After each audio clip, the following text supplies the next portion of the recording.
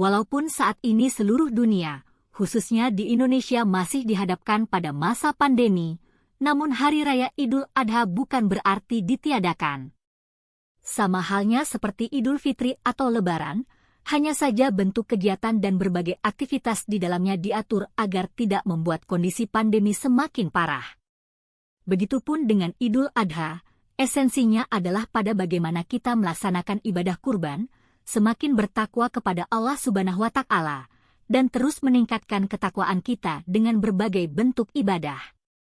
Aktivitas seperti memasak bersama, berkunjung satu sama lain, ataupun menyaksikan kurban secara langsung bukanlah hal yang wajib dilakukan. Tanpa hal tersebut, Hari Raya Idul Adha masih tetap bisa rasakan. Untuk itu, berikut ini adalah cara agar Hari Raya Idul Adha dapat tetap kita rayakan namun tidak menyebabkan kondisi pandemi semakin parah.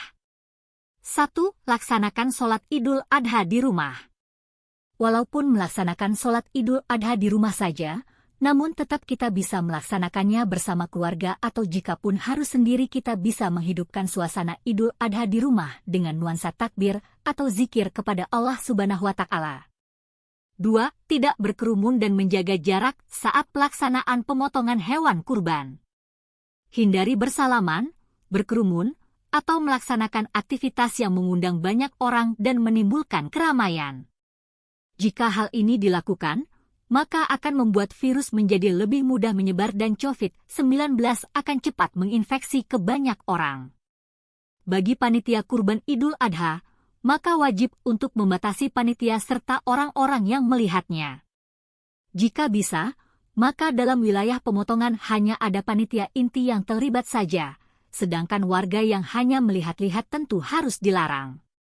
Jika tidak maka akan mengundang warga yang lain juga untuk ikut melihat-lihat dan berakibat menjadi kerumunan.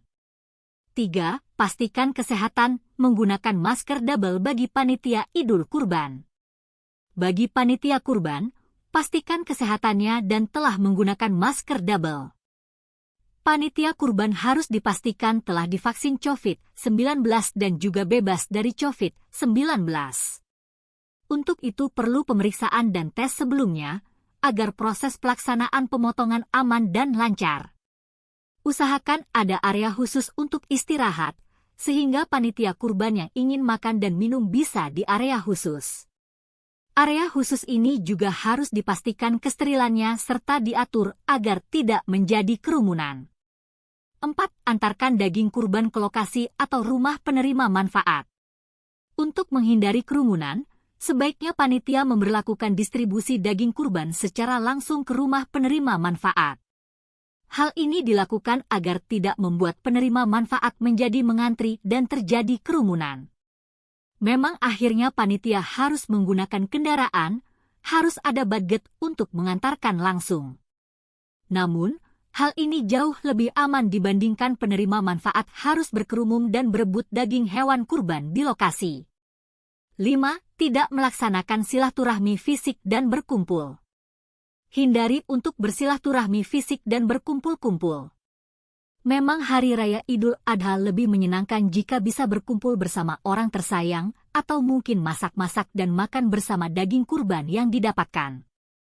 Namun hal itu membuat penyebaran COVID-19 menjadi tidak terkendali dan membahayakan satu sama lain. 6.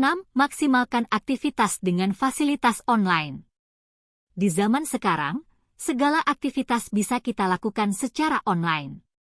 Jika sahabat ingin bersilaturahmi, maka bisa juga lewat video call atau streaming bersama-sama keluarga. Esensi dari silaturahmi bukan saja soal bertemu fisik atau tidak, tapi soal hubungan yang terus terjalin satu sama lain. Itu yang tidak boleh putus.